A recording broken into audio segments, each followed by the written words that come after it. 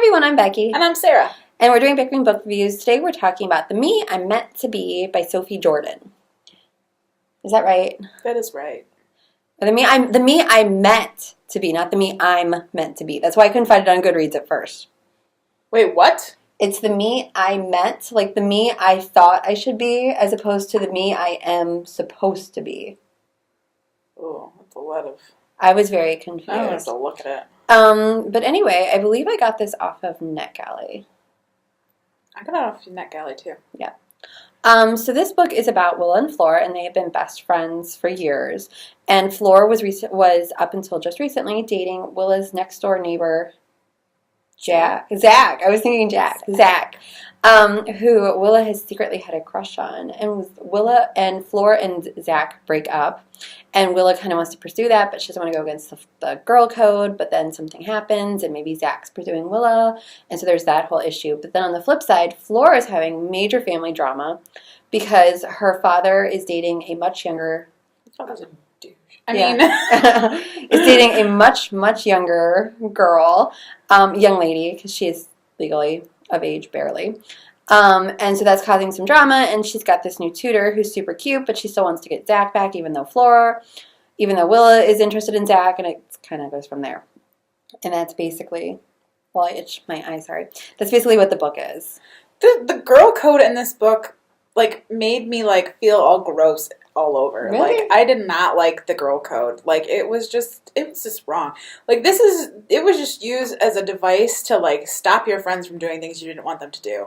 It did not make me feel empowered, or I did not feel like feminism was winning. It was just unfortunate. See, to me, I was just like, it's just a storytelling device. Well, yeah, but it made me feel gross every time it came up. See, my problem with this book is the two pieces don't feel like they fit together right.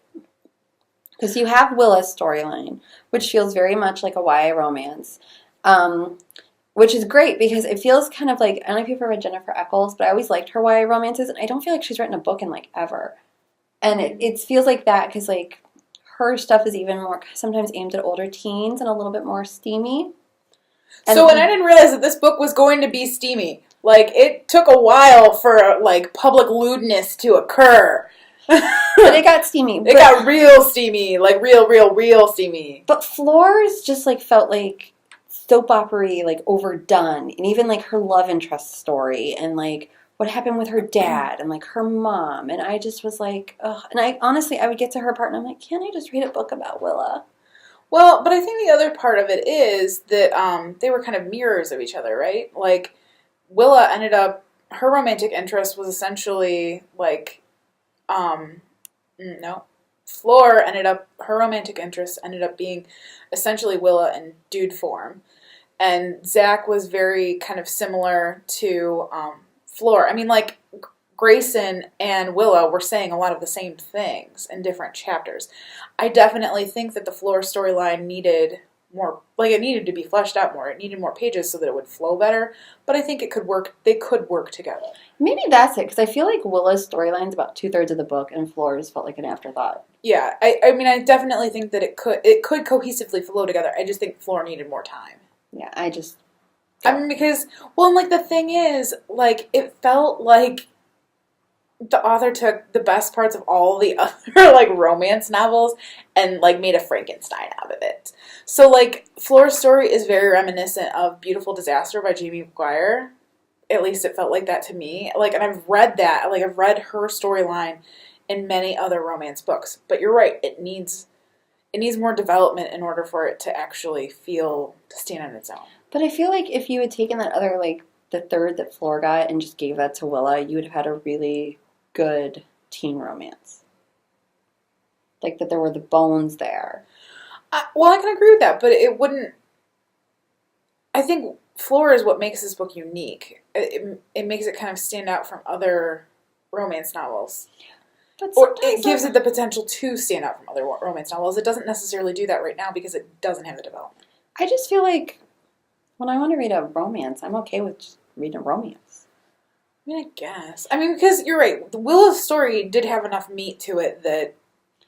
But even the ending with her, though, it was very quickly drawn together. I mean, You know what though? I feel like the author wasn't trying to write a romance. I feel like she was trying to write like a serious, realistic fiction, but it feels like a romance.